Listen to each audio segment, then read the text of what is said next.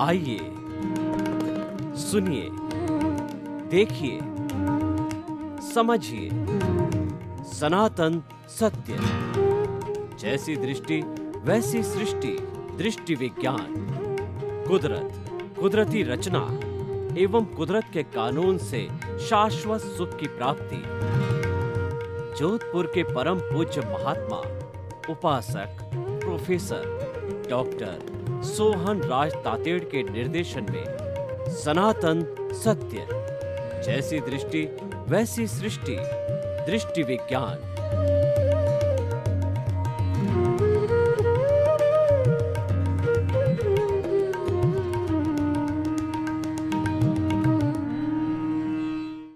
त्रिमंत्र की साधना आपस में जोड़ने वाली है।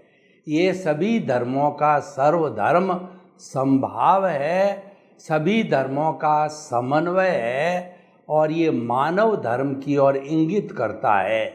जो धर्म मानव मानव को जोड़ता है वह धर्म कहलाता है और जो मानव मानव को तोड़ता है वह अधर्म कहलाता है। त्रिरत्न त्रिमंत्र ये मानव मानव को जोड़ने का बड़ा मंत्र है।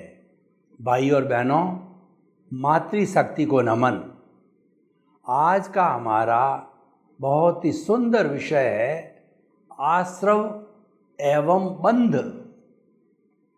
मैं आपको एक उदाहरण के माध्यम से 9 तत्व जिससे कि सारा दुनिया जिससे चलती है, उन 9 तत्वों में से कौन से हमारे लिए हे है और उपादेय है। हे का मतलब छोड़ने योग्य है, बुराई को हे कहते हैं, और उपादेय का अर्थ होता है ग्रहण करने के वाले को उपादेय कहते हैं। तो इसीलिए पहले मैं सारे 9 तत्वों का एक रूपक बता देता हूँ और फिर बताऊँगा कि इसमें से कौन कौन से हे है और उपादेय है। और ये सारा विवेक जागृत करने के लिए है।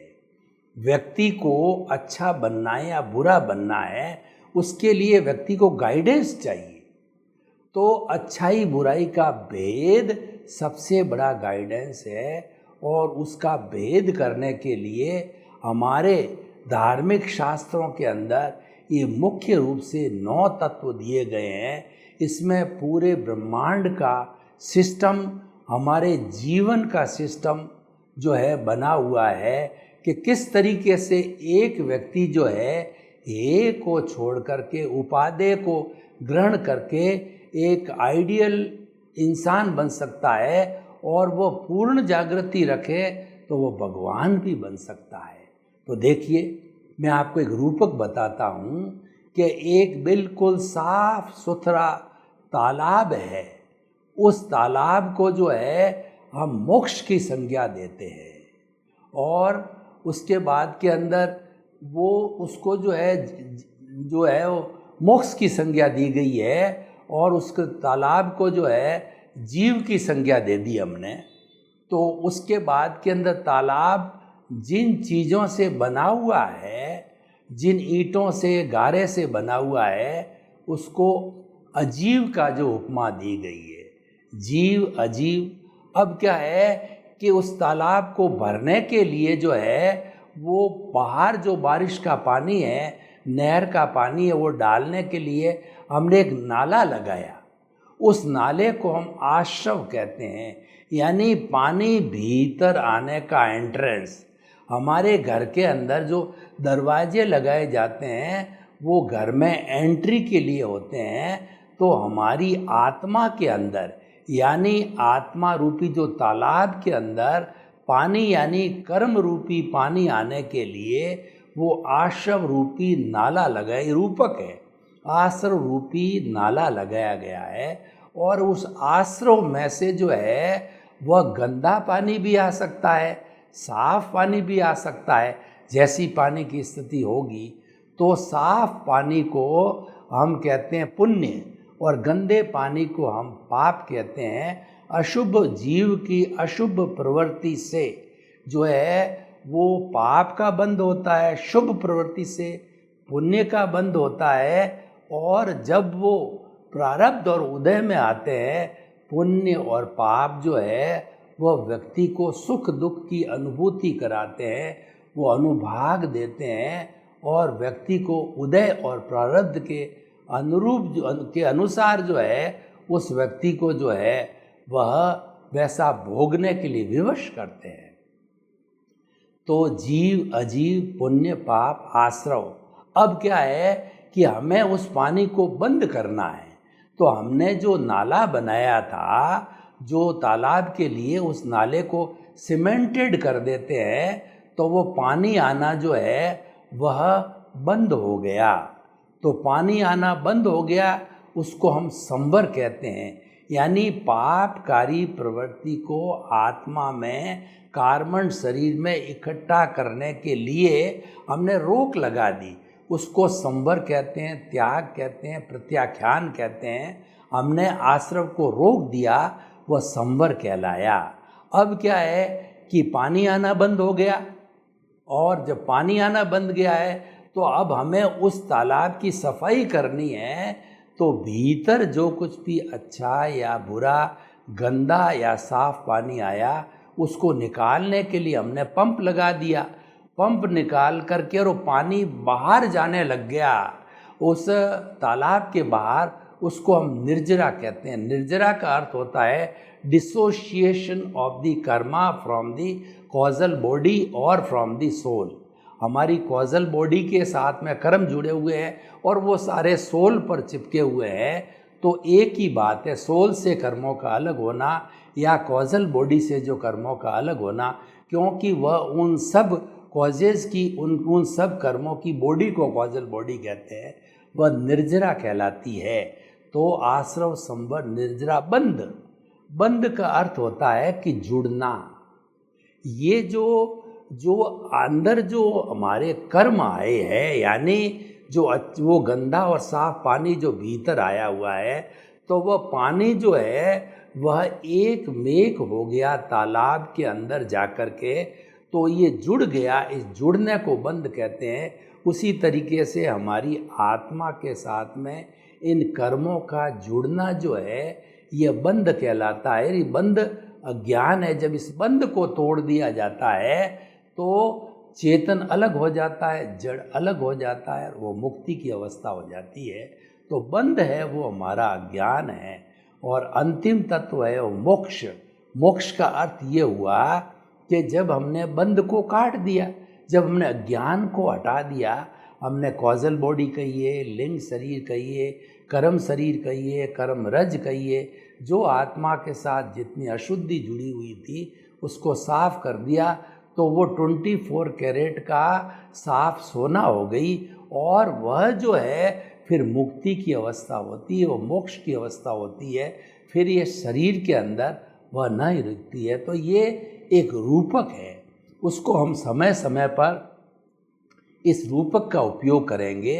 अब मैं हे उपादेय की विवेक जागृत करने के लिए, क्योंकि विवेके धम्ममाइये, विवेक ही धर्म है। कोई व्यक्ति आगमों का अध्ययन करके, श्लोक याद करके बड़ा ज्ञानी पुरुष हो सकता है, लेकिन एक साधारण व्यक्ति बेचारा जो है वह कैसे ज्ञानी हो सकता है? उसको तो ये भेद विज्ञान दे दिया जाता है, ये करना है, ये नहीं करना है।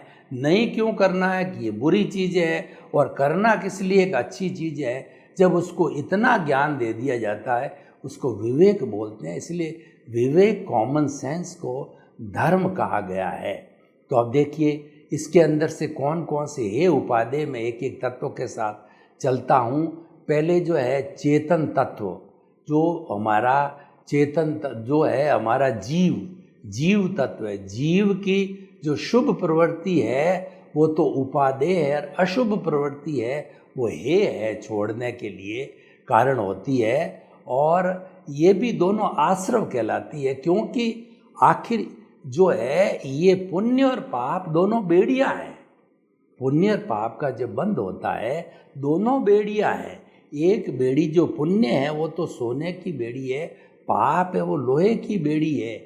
लेकिन जब तक हम इन दोनों को, पुण्य पाप को नहीं काटेंगे, यानी हम ये पुण्य पाप, कॉजल बॉडी पुण्य पाप की बनी हुई है, जब हम इसको पूरा नहीं काटेंगे, दोनों को काटना पड़ेगा। ऐसा नहीं है कि पुण्य पुण्य रखेंगे और मोक्ष चले जाएंगे और खाली पाप को काटेंगे, ऐसा नहीं है। दोनों को सोने की और लोहे की बेड़ी को काटने से ही जो है जाना पड़ेगा। तो इसीलिए जो हमारी अशुभ आत्मा की शुभ प्रवृत्ति है वह भी जो है आगे जाकर के छोड़नी होगी। तो एक दृष्टि से वह भी हे हो गई, तो उसको भी छोड़ना पड़ेगा मुक्ति में जाने के एंगल से। तो जीव अजीव वो बिल्कुल जो पुद्गल है, हमारे साथ जुड़ा हुआ अज्ञान स्वरूप है, वो तो है ही है। और पुण्य और पाप दोनों है, क्योंकि दोनों को छोड़े बिना मुक्ति नहीं है। और आश्रव है, वो कर्मों के आने का द्वार है, वो तो छोड़ने योग्य है। और संवर, हमने पापकारी प्रवृत्ति को रोक दिया, तो संवर प्रत्याख्यान है, ये हमारा उपादेय है। और उसके बाद के अंदर जो हमने खाली किया उस तालाब को, उसको निर्जरा कहते हैं। यानी कर्मों का आत्मा से अलग होना, कॉजल बॉडी से अलग होना, ये आंशिक निर्जरा कहलाती है। और संपूर्ण रूप से जब झड़ जाते हैं कर्म, तब ये पूर्ण निर्जरा होती है, मोक्ष की अवस्था होती है। तो संवर और निर्जरा दोनों उपादेय है। इसीलिए भगवान ने मुख्य रूप से जो है, भगवान महावीर स्वामी ने दो धर्म बताए, एक तो संवर धर्म है और एक निर्जरा धर्म है। यानी जो पापकारी प्रवृत्ति को रोक देना, उसका प्रत्याख्यान कर लेना, त्याग कर लेना, पचकान कर लेना जो है, वह संवर है। और जहाँ संवर है, निश्चित तौर से निर्जरा होगी ही। निर्जरा इंडिपेंडेंट भी होती है, वो सकाम होती है, अकाम होती है। और वह जो है पूर्ण रूप से भी होती है, वह निर्जरा जो है आंशिक भी होती है। सकाम का अर्थ होता है कि हम जो है वो संवर के साथ जो निर्जरा करते हैं, उद्देश्य पूर्वक, धार्मिक प्रवृत्ति पूर्वक करते हैं, सकाम है। और जो हम बिना उद्देश्य पूर्वक कष्ट सहन करते हैं, जैसे पेड़ है, पौधे हैं, सर्दी गर्मी बरसात सहन करते हैं, तो ये सारा जो है हमारी अकाम निर्जरा होती है। क्योंकि सहन करते हैं, तो सहन करते से हमारी जहाँ जहाँ सहन शक्ति है, कष्ट सहिष्णुता है, वहाँ वहाँ हमारी कॉजल बॉडी छिन्न भिन्न होने लगती है, कर्म कटने लग जाते हैं। तो इसीलिए संवर निर्जरा और बंध है, वो हे है, क्योंकि ये तो जोड़े रखता है कॉजल बॉडी को और आत्मा को बांधे रखता है। तो बंधन तो अपने आप में है। और मोक्ष जो है हमारी एक प्योर अवस्था है, आत्मा की प्योरेस्ट फॉर्म है। तो वो तो हमेशा जो है वह उपादेय, तो मुख्य रूप से उपादेय कौन सी हो गई, वो संवर, निर्जरा और मोक्ष, और उसके साथ जीव की जो है शुभ प्रवृत्ति, ये चार जो है वो हमारी उपादेय हो गई। और बाकी की पांच है वो हे हो गई। तो आज हम जो ले रहे हैं वो आश्रव और बंध की बात कर रहे हैं। पहले मैं बंध को परिभाषित कर देता हूँ कि बंध का अर्थ होता है कि जुड़ना, बांधना। किसको बांधना? कि आत्मा के साथ में कर्मों के पुलिंदे को बांधना। और वो जो है वो 8 तरह के कर्म बताए गए हैं, ज्ञानावर्णीय, दर्शनावर्णीय, वेदनीय, मोहनीय, आयुष्य, नाम, गोत्र, अंतराय। ये 8 लेप है जो आत्मा पर लगे हुए होते हैं और ये बंध कहलाते हैं। मैं आपको एक उदाहरण देना चाहता हूँ कि बाबा जी के बड़ी तुम्बी होती है पानी वानी साथ में रखने की। वो तुम्बी जब खाली होती है और उसको जो है बहते पानी के अंदर उसको डाला जाता है तो तुम्बी तरने लग जाती है, क्योंकि वह तुम्बी खाली है, वह ऊर्ध्वगामी है। अब क्या करते हैं, उस तुम्बी के ऊपर मिट्टी का एक लेप करते हैं, सुखाते हैं, फिर दूसरा लेप करते हैं, सुखाते हैं, तीसरा लेप, चौथा लेप, पांचवा लेप, छठा लेप, और बीच बीच में सुखाते जाते हैं। तो 8 लेप है जो पक्के सीमेंटेड हो जाते हैं। अब इस 8 लेप वाली तुम्बी को अगर हम पानी के अंदर डालें तो वो तुरंत डूब जाएगी, क्यों? वो भारी हो गई है। तो हमारी आत्मा भी जो है इन कर्मों के कारण भारी होकर के और वह डूब जाती, यानी संसार में भ्रमण करने लग जाती है, अलग अलग योनियों में जन्म करने लग जाती है। और भाव भ्रमण करना सबसे बड़ा दुख का कारण होता है, क्योंकि जब हम जन्म लेते हैं वो सबसे बड़ा कष्टकारी होता है। हम भी माँ के पेट में 9 महीने उल्टे लटके थे। उस वक्त में हमने देखा कितनी गर्मी, कितनी गंदगी, और जो कितना खट्टा मीठा स्वाद, माँ का जो है खून पीना। तो सारी बेचैनी की अवस्था में भगवान से प्रार्थना करते थे कि भगवान मुझे जल्दी बाहर निकाल, और मैं बाहर निकाल करके तेरी भक्ति करूँगा, तेरे को याद करूँगा। और जब बच्चा बाहर आता है, थोड़ा बड़ा होता है और इस दुनिया की माया को देखता है, तो माया में लुब्ध हो जाता है और वह जीवात्मा बन जाता है, वैसा करने लग जाता है। कुछ पुण्योदय आत्मा होती है जो कि पूर्व जन्म में अच्छा पुण्य लेके आती है, तो इस संसार से जो है असार समझ करके इससे बाहर निकल जाती है। तो वो आत्माएं जीवात्मा से अंतरात्मा बन जाती है। भाग्योदय से उनको सद्गुरु मिल जाता है, प्रत्यक्ष ज्ञानी पुरुष मिल जाता है, और उनको ज्ञान देकर के उनका जो अनंतानुबंधी कषाय है वह उसको भस्मीभूत कर देता है।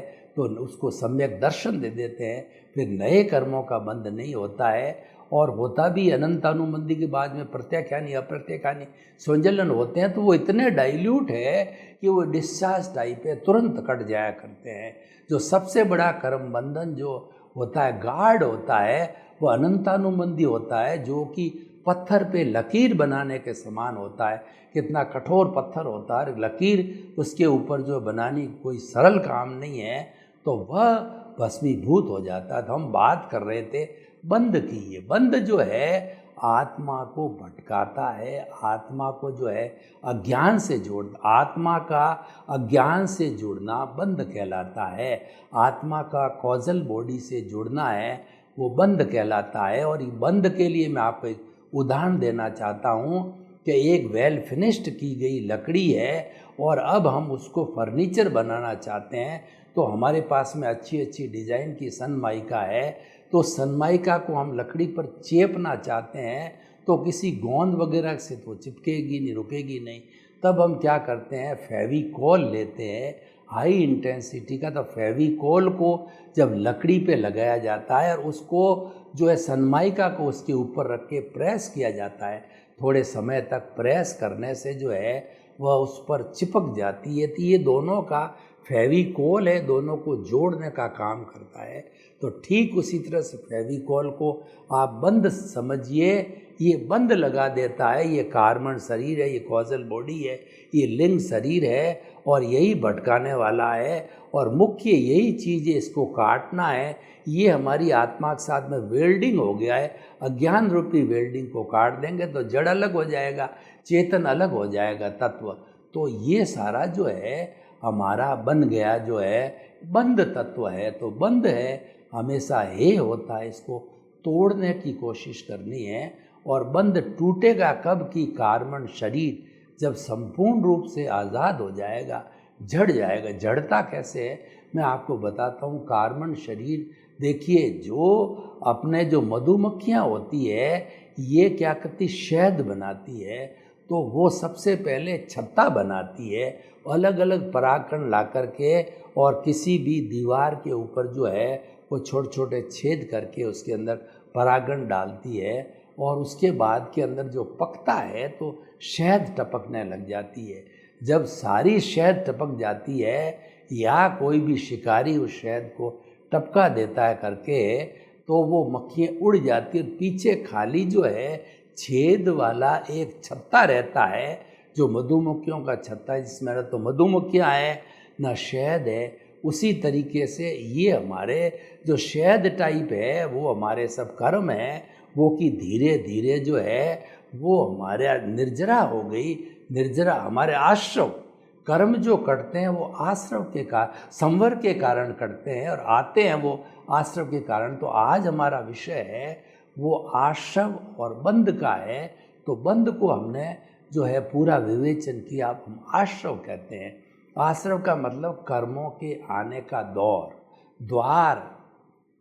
सामान्य गृहस्थी व्यक्ति जो है इस आश्रव का उपयोग करता ही रहता है, क्योंकि संसार की जितनी भी अवस्थाएं हैं वो राग द्वेष जनित है।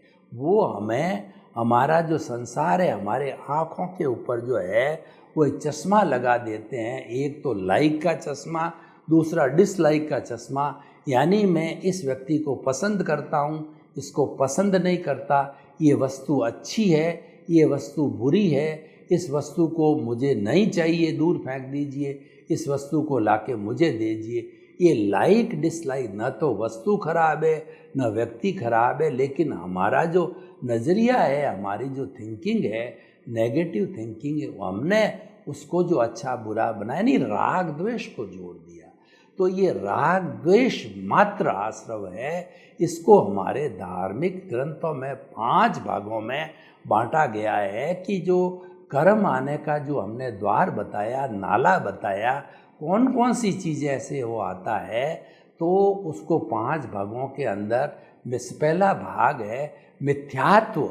मिथ्यात्व का अर्थ होता है रॉन्ग बिलीफ, सही चीज़ को गलत समझना, गलत को सही समझना, साधु को असाधु समझना, असाधु को साधु समझना, मुक्त को अमुक्त समझना, अमुक्त को मुक्त समझना, मोक्ष को संसार समझना, संसार को मोक्ष समझना, और जो है मार्ग को कुमार्ग समझना, कुमार्ग को मार्ग समझना। ऐसे 10 तरह का हम विवेचन, रॉन्ग डायरेक्शन में 5 राइट डायरेक्शन है, 5 रॉन्ग डायरेक्शन है। जब हम रॉन्ग डायरेक्शन में जाते हैं तो वो मिथ्यात्व कहलाता है, और इसको हम अनंतानुबंधी दर्शन, मोहनीय भी कह सकते हैं। हमारे जो मोहनीय कर्म है, दर्शन मोहनीय कर्म की 4 प्रकृतियां हैं। पहला अनंतानुबंधी कषाय, दूसरा अप्रत्याख्यानी कषाय, तीसरा प्रत्याख्यानी कषाय, और चौथा संजुलन कषाय। जो अनंतानुबंधी कषाय होता है बहुत गाढ़ होता है। क्रोध, मान, माया, लोभ इतने गाढ़ होते हैं, जैसे पत्थर पर लकीर बनाना कितना कठोर कार्य, और बन जाती है तो उसको वापस मिटाना कितना मुश्किल होता है। और दूसरा जो होता है अप्रत्याख्यानी होता है, वो लकड़ी पर लकीर बनाने का, तो चीज़ल घुमाई सॉफ्ट लकड़ी के ऊपर और वह लकीर बन जाती है। यानी वह कम जो है अनुभाग का राग द्वेष है या क्रोध मान माया लोभ है, वो अप्रत्याख्यानी। और प्रत्याख्यानी जो है वो बालू मिट्टी के ऊपर रेत खींचते हैं तुरंत मिट जाती है। वैसा हमारा अप्रत्याख्यानी राग द्वेष क्रोध मान माया दर्शन मोहनीय है। और संजलन का अर्थ होता है पानी पे लकीर खींचना। आपको थोड़ा सा गुस्सा आया, भभक आया, फिर आपने ज्ञान का चिंतन किया, अरे मैं ये गलत काम कर रहा हूँ, आप तुरंत जो है क्षमा भाव के अंदर आ गया। माया आई तो आपने आगे गलत कर रहा हूँ मैं, लोभ आया तो मैं गलत कर रहा हूँ। तो क्रोध मान माया लोभ जो है प्रज्वलित होने लगते हैं, आप तुरंत उस पर अंकुश कर लेते हैं, ये संजलन कहलाता है। तो हम ये मिथ्यात्व की बात करते हैं, ये रॉन्ग बिलीफ को, हमारा सनातन सत्य है वो कुदरती रचना और कुदरत के कानून के आधार पर जो है आपकी रॉन्ग बिलीफ को राइट बिलीफ करता है। यानी आप गलत दिशा में चल रहे, आपको मिथ्यात्व से सम्यक्त्व की ओर ले जाता है, आपको राइट विज़न देता है, राइट पाथ देता है, आपको जो है शाश्वत सत्य देता है, और आपको जो है सम्यक दर्शन देता है, राइट विज़न देता है। यही सनातन सत्य का मुख्य उद्देश्य है। क्यों देना चाहते हैं कि आपके अंदर शाश्वत सुख की नींव लगाना चाहते हैं, मोक्ष की नींव लगाना चाहते हैं, आपको मुक्ति में भेजने के लिए हम फाउंडेशन लगा देते हैं। तो ये हमारा मिथ्यात्व हो गया, मिथ्यात्व। और दूसरा है अविरति। अविरति का अर्थ होता है कि धार्मिक प्रवृत्ति में प्रभु को याद करने में चेतना के साथ जुड़ना सबसे बड़ी धार्मिक प्रवृत्ति है। जड़ के साथ जुड़ना अधार्मिक प्रवृत्ति, और चेतन के साथ जुड़ना धार्मिक प्रवृत्ति। कैसे? कि हमारे भीतर जो प्रभु बैठा है उसके गुणों की भजना करना, कि ये सच्चिदानंद है, सत का मतलब ये अविनाशी है, चित्त का मतलब ये ज्ञान दर्शन वाला है, और आनंद इसका लक्षण है। ये जो है अजर है, अमर है, अविनाशी है, इसका वर्ण नहीं, गंध नहीं, रस नहीं, स्पर्श नहीं, जलती नहीं, मरती नहीं, कटती नहीं, अव्याबाद है, टंकोत की ने, अजन्मा है। कितने कितने गुण बताऊं आपको। हरि अनंत, हरि कथा अनंत। अगर मैं इस हरि की कथा में लग गया, उसके गुणों की भजना में लग गया, तो मेरा ये एपिसोड यहीं हो जाएगा। 10 जन्म भी आप जो है हरि के गुण गाते रहो, इनके गुणों का अंत नहीं आएगा, क्योंकि इस पूरे ब्रह्मांड का सबसे शक्तिशाली तत्व है वह चेतन तत्व, और सब में एक सा है। सामान्य दृष्टि से 84 लाख जीवा योनि के किसी भी प्राणी के चेतन तत्व में घोड़ा, गधा, ऊंट, गाय, भैंस, बैल, राम, 24 तीर्थंकर, सिमंदर स्वामी, दादा भगवान, आप में किसी की मूल आत्मा में कोई अंतर नहीं। जो भेद दिखाई देता है वो अपने अपने कर्मों का भोग है, कर्मों का हिसाब है, उसके अनुरूप शरीर, मन, वचन, काया मिलते हैं, अवस्थाएं बनती है और भुगतान होता है। तो हम बात कर रहे थे अविरति की, मतलब धार्मिक प्रवृत्ति में रुचि न होना, और प्रभु की भक्ति बात करें, प्रभु को याद करने की, ध्यान की बात करें, हम ज्ञाता दृष्टा होने की बात करें तो उबासी आती है, नींद आती है, इंटरेस्ट नहीं। और हमने विरति की बात करी, संसार की, वो व्यक्ति ऐसा, वो ऐसा कर रहा है, वो 5 इंद्रिय सुख की बात करते हैं कि फला चीज़ में इतना स्वाद है, बड़ी स्वादिष्ट है, और फला व्यक्ति ऐसा, फला औरत ऐसी है, और फला जो भोजन ऐसा है। जब हम व्यंजनों की बात करते हैं, 5 इंद्रियों के सुखों की बात करते हैं, तो विरति उसमें वो फुल इंटरेस्ट लेता है, और इंटरेस्ट लेकर के उसके अंदर उसकी नींद उड़ जाती है। यानी जो नींद पहले विरति में, जो अविरति में आ रही थी, वह नींद विरति में आते उड़ जाती है। यानी सांसारिक भोग की वस्तुओं के अंदर रुचि लेना विरति है, और उससे विलग होना, उससे जो अलग होना, जैसे मन, वचन, काया तथा उससे जुड़ी हुई हर अवस्था मात्र कुदरती रचना है और वो व्यवस्थित है, आप उससे मुक्त होते हो, तो ये आपकी अविरति है। और उस अवस्थाओं के साथ जुड़े हो रहते हो तो ये विरति है। मिथ्यात्व विरति और मिथ्यात्व अविरति। तीसरा है प्रमाद। प्रमाद का अर्थ हुआ कि धर्म ध्यान की प्रवृत्ति के अंदर तो जो आदमी को आलस्य आता है, नींद आता है, आदमी सोने लग जाता है, और अधर्म की बात जब कही जाती है, आर्त ध्यान, रुद्र ध्यान की बात कही जाती है, तब वो करता ही रहता है, याद करता ही रहता है, फला व्यक्ति कितना अच्छा था, फला मेरी ऐसी पत्नी थी, वो चली गई, मेरे माँ बाप इतने अच्छे थे, वो चले गए, या जो है कैसा दुष्ट जो है, मुझे ये दोस्त मिला है, बेटा मिला है, कब जाएगा, उसका आर्त ध्यान करते रहते हैं। तो आर्त ध्यान और रुद्र ध्यान, हिंसा का ध्यान, फैक्ट्री चलाऊं, कपड़े का प्रोडक्शन करूं, बेचूं, लाखों रुपए कमाऊं, करोड़ों कमाऊं, अरबपति बन जाऊं, तो इस तरीके से ये सारी विरति की बात करना है। ये जो है दूसरा आश्रव है, मिथ्यात अविरति। तीसरा प्रमाद हो गया कि उसमें रुचि का होना और न होना, मतलब विरति में रुचि लेना और तो प्रमाद हो गया, और अविरति में रुचि न लेना अप्रमाद हो गया। तो अविरति में रुचि लेना जो है अप्रमाद हो गया। तो इस तरीके से मिथ्यात्व, अविरति, प्रमाद और कषाय।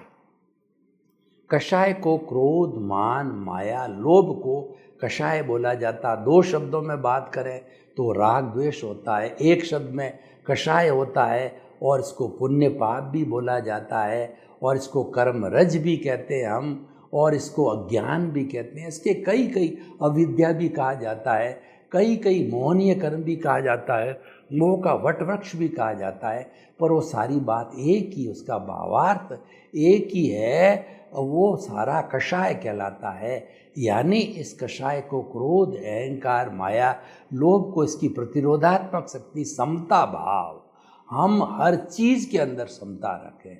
सर्वे भवन्तु सुखिनः, सर्वे सन्तु निरामया। विश्व के सभी लोगों को सुख मिले, शांति मिले, आनंद मिले, प्रेम मिले और सौहार्द मिले। सब वसुधैव कुटुम्बकम के रूप के अंदर सब भाई भाई के रूप में मिलकर के शांतिपूर्ण सह अस्तित्व के साथ रहें। आपके प्रति मंगल भावना, शुभकामनाएं।